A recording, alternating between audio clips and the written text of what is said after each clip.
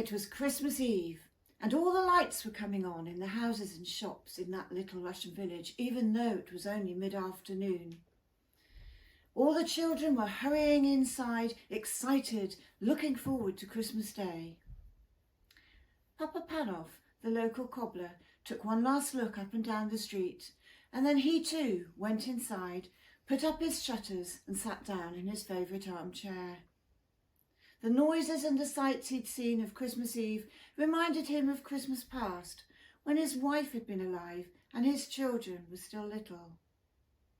And his normally cheerful face now turned itself down into a sad frown. Papa Panov didn't often read, but today he felt he wanted to, and so he reached up onto the high shelf and took down his dusty old Bible. He opened it up and he used his finger to follow the words along the page, and he read the story of Christmas. How Mary and Joseph, tired after their long journey to Bethlehem, had no room at the inn, and so Mary had to give birth to her baby in a cowshed. "Oh, dear, dear, dear," said Papa Panov. "If only they had come to my house. I would have given them my bed, and the baby could have had my quilt to wrap him up and keep him warm." And then he continued to read, using his finger to follow the words telling him of the three kings bringing their magical gifts to the king. "Oh dear, oh dear, oh dear," said Papa Panov. "I have no gift to give to Jesus." And then he had a thought, and he remembered, and he put down his Bible, and he reached again up to that top shelf, and he pulled down a box. He brushed the dust off the top, took the lid off, and then he opened the tissue inside, and out came the most beautiful pair of tiny leather shoes you could imagine. They were perfect, just as he remembered, just as he had made them many years ago.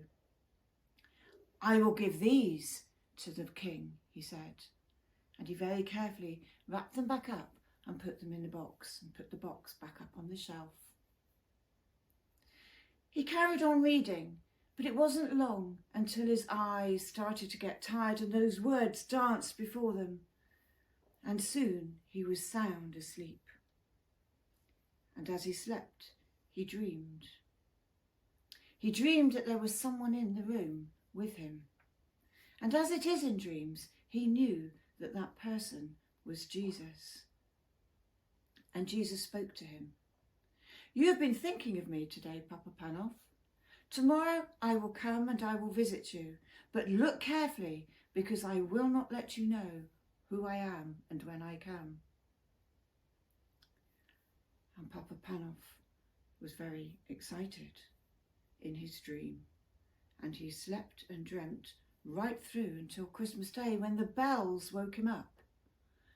He stretched. He was a bit tired from sleeping in his armchair all night.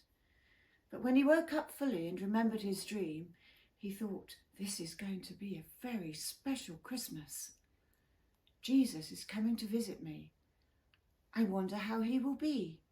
Will he come as a baby? Will he be a grown man, a carpenter?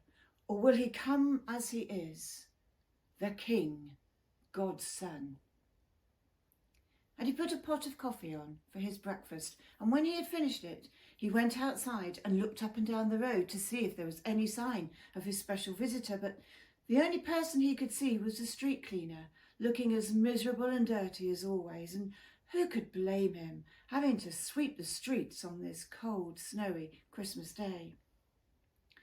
So Papa Panov called across to him. Come in, he said. "Come and warm yourself by the fire. Have a cup of coffee." And so the street cleaner did. He came in and he sat in Papa Panov's armchair, and his clothes steamed from the heat of the stove, and he wrapped his cold red hands around that nice warm cup of coffee. But he noticed that Papa Panov kept looking towards the window, and he asked him, "Are you expecting somebody?" And Papa Panov told him about his dream. And the street cleaner, on getting up to go, looked at Papa Panov and said, "Today you have given me some Christmas cheer that I never expected to have. May all your Christmas wishes come true, and with a smile on his face, he left Papa Panov's house. And Papa Panov smiled too. He had been able to help somebody. Well, soon after, he went and put on some cabbage soup for his lunch.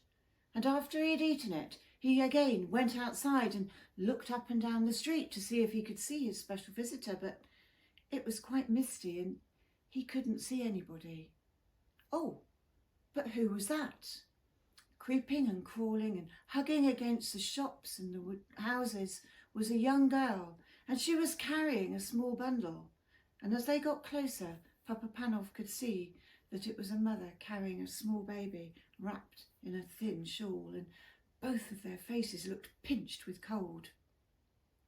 Come in, he said. Come and warm yourself by the fire.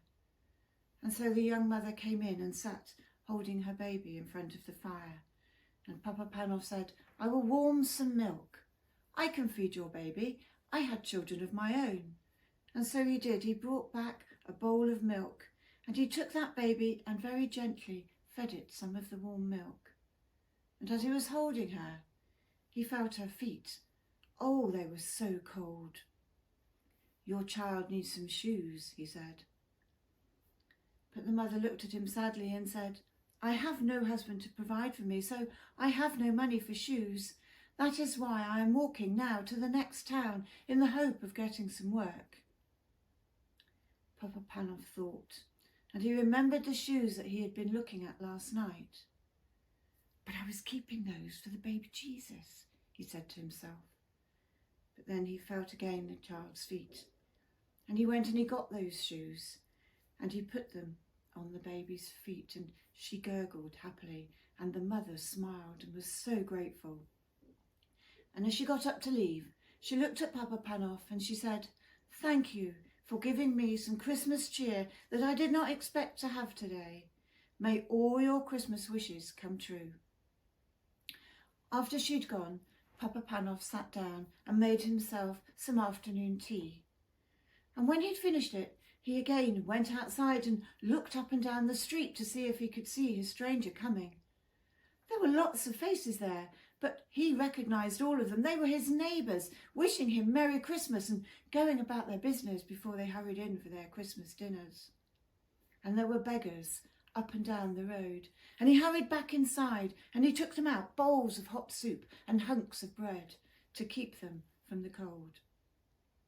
And he took one last look up and down the street and no sign of the stranger. And he went back inside, put up those shutters, sat down in his armchair and said sadly to himself, so he didn't come after all.